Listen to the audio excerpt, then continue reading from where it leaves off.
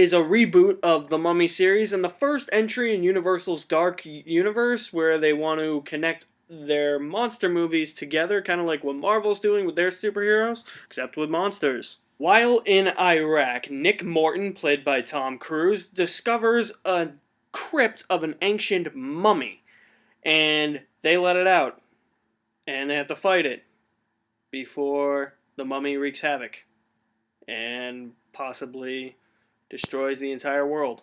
I had no excitement for this Mummy movie. I really hated the third Mummy movie with Brendan Fraser. I know this movie has nothing to do with that. That whole trilogy is out of the equation now. I could watch The Mummy and The Mummy Returns all day long. I know that they're not good movies, but they're super, super, super fun to watch. So enough of the background stuff. What did I think about this Mummy movie? I thought it was okay. Decent movie. I mean, it was better than Tomb of the Dragon Emperor. To be honest, even though I had no expectations for this movie, I kind of did expect a little more. However, I do understand that this is probably the best Mummy movie we're probably going to get at this point. So the two kind of balance out. My biggest issues with this movie lie within the script, the tone, and the visual effects. I'll say this, Tom Cruise, dude's an action star. I feel like when he's running, he outruns the world. Hell, he could probably outrun Forrest Gump if he had to. His performance in the movie was fine. I mean, he was serviceable, he was functional, he didn't really give a great performance, but I was like, I bought him. You know, I think his character was probably the one that was fleshed out the most. The action was going down, I was entertained for the most part. I mean, the prologue was pretty cool, the pre-prologue was pretty cool. Yeah, there's two prologues in the movie. There's a pre-prologue, which is what I'm now dubbing it, and a prologue. Those were probably the best scenes in the movie. And there's this one action scene later on in the movie, towards the middle, where I was like, this is pretty cool, this is entertaining, I'm having a good time. Everything else in this movie really just kind of fell flat for me. Like I said, Tom Cruise is probably the most fleshed out character, which means there's no other fleshed out characters in this movie. Like, for instance, this hot blonde chick just comes out of nowhere in the beginning, and the movie doesn't really develop her character any further. They keep throwing all these curveballs at you, and it's like, oh, look at us, we're smart character development, when really they're not. I honestly don't know what Jake Johnson was doing in this movie. He had no character, no charisma. Their attempts at humor with him, I was like, oh, God, no. And that's kind of an instance where I felt like the tone was really confused as to what it wanted to be. Did this movie want to be an action-adventure movie with comedic tones and try to make it fun, or did it want to be this dark, gritty, horror, scary take on the Mummy? It kind of combined those two, but they didn't really mesh together for me. Russell Crowe, your career is dead. Upon a time, there was this actor named Russell Crowe who made this movie called Gladiator. 10 or so years, he was very selective about what scripts he wanted to partake in and what movies he wanted to do, and he actually cared. He actually had characters and gave good performances in those movies. Then, for the last 7 years, with the exception of The Nice Guys, that's an outlier because he was really good in that, he just gave up. I don't know what Russell Crowe's doing now. He just gave up. He's like Bruce Willis now. Both gave up, both don't give a shit, both are just playing themselves in anything they're in now.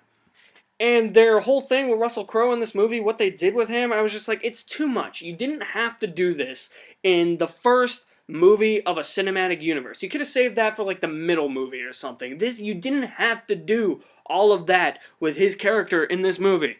Which brings me to another aspect of the script. There's just too much going on in this movie. It's an hour and 50 minutes. That's just shy of 2 hours. If you're going to do everything you wanted to do in this movie, make it 2 hours and 15 or 2 hours and 20. You could not have squeezed everything they did in this movie in under 2 hours. And they tried to, and none of it worked. There was just too much to keep track of, too much with Tom Cruise, too much with Jake Johnson, too much with Russell Crowe, too much with the Mummy stuff, and there's this whole Knights Templar thing. I was like, why? And there's something with like this dagger, and there's like this jewel on its hilt, and it looks like the dagger of time from the Prince of Persia movie. Seriously, it's the exact same thing. This movie is just too big for its buffers. It can't balance everything. I will say this, one of the positive aspects of this movie is Sofia Boutella as the mummy. I think it was really interesting that they went with a female mummy, and I really like Sofia Boutella and everything I've seen her in so far, and I hope she's really good in Atomic Blonde. So, that's another positive I can give the movie. There are certain aspects in the visual and special effects department involving her character, and especially Russell Crowe's character, that made me think about the special effects team and why they thought those were okay, because they were pretty terrible. Still, I just showed you if Sofia Boutella is actually a scene from the trailer, and that was literally the worst scene in the trailer. I was like, if the special effects are anything like this in the movie, God help them. Yeah, they were pretty bad.